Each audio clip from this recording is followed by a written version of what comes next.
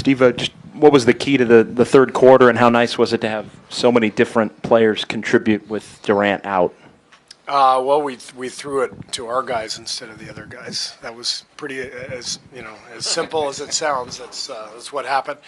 First half, we probably just threw away 5 passes without even thinking, just throwing it to the other team, and that led. I think they had like 15 points off our turnovers.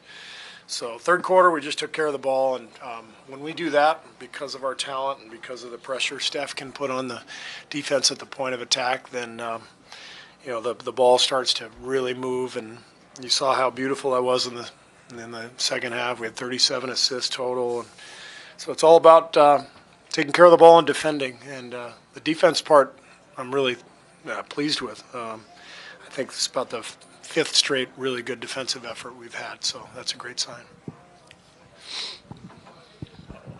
Nick Young kind of got some of those Durant minutes tonight. I want to ask you not about his shooting, but he had a couple defensive plays and an assist. I saw you really fist pumping over there.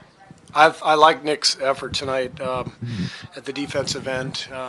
He's pretty good on the ball. I think his defense on the ball is his strength, and he's got to continue to work on his off-ball defense. But I loved his energy. I loved his intent out there. He gets a little shy sometimes. I want to encourage him to shoot.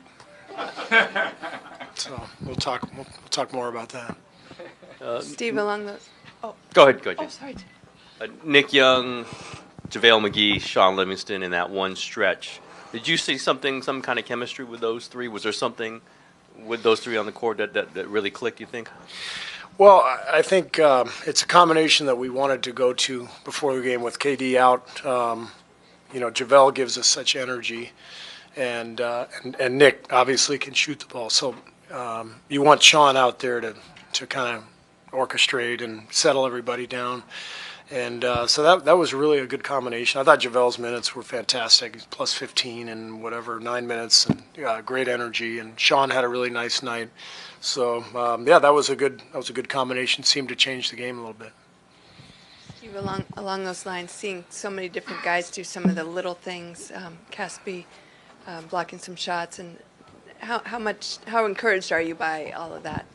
Yeah, well, you know what? I actually kind of like these games when we have to sit somebody in a weird way. It's good for our team. I mean, we're lucky. We're in a position where we've got so much talent that we can afford to miss one of our main guys and still be able to compete at a high level. And so on a night like this, it allows guys like Omri and Nick to step in there and get good minutes, and it's good for the team. It's good for morale.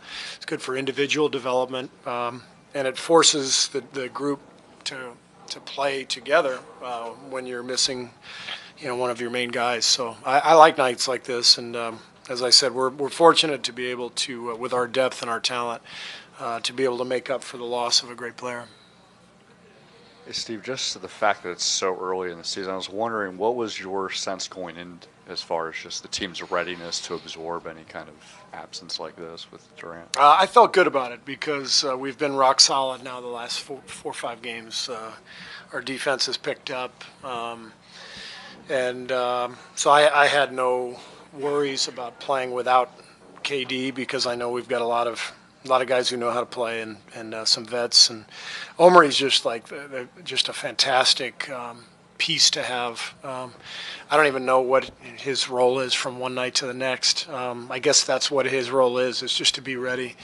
And I never know before the game when I'm going to put him in, but I know when I put him in, he's going to do a great job and keep the action going with his cutting, his energy, his defense. So he's been a tremendous addition. Coach, Andre had a solid game with 11 points.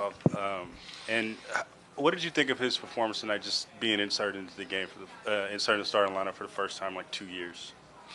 Has it been 2 years? Yes. Wow. In regular season. Yeah. Andre's Andre. We always know what we're going to get from him, which is great defense and directing the team as a kind of a point forward.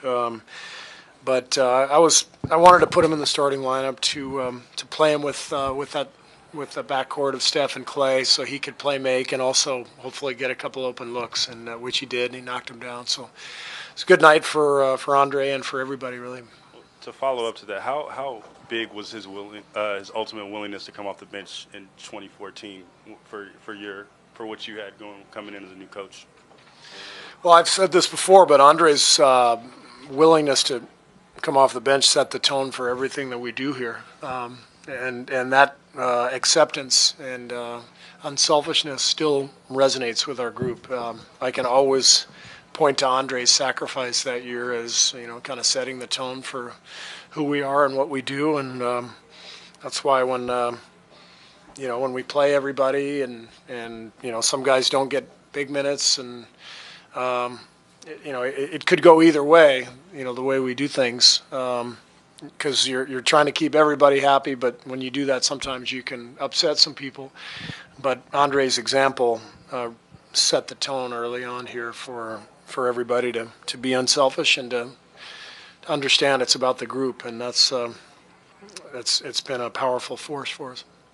Steve, to have Al Addles back in the building and a happy birthday by the whole arena, what did that mean to you? That was great. I loved hearing the crowd sing to him, and that was one of the best moments of the night, and it was good to see him in the building.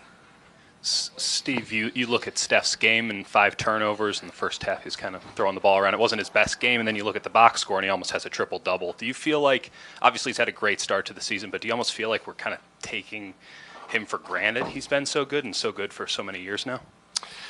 I don't know. I mean, we marvel at what he does every single night, but I think part of the package with Steph is that he's so fluid and loose, which makes him great, but it also means some games he'll just throw the ball to the other team, a couple times, and you're like, what is that? And he comes to the sidelines. He's like, I don't know what I'm doing, and but what he does in every area, really, defensively, offensively, is just so forceful that you live with a few turnovers, and you hope that he makes better decisions, which he did in the second half.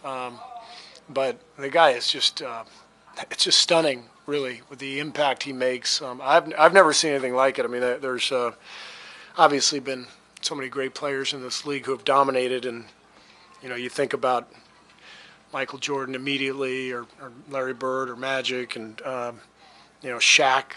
What he did to the defense. You had to pay so much attention to him, and Steph is similar, but in a different way from everybody else. And I've never seen anybody put that much pressure on the defense 35 feet from the hoop and generate the spacing and the pace and the chaos that ensues defensively once he gets going towards the rim. So everything we do, starts with Steph, and he's brilliant. So if he wants to throw the ball to the other team a couple times, we're okay with it.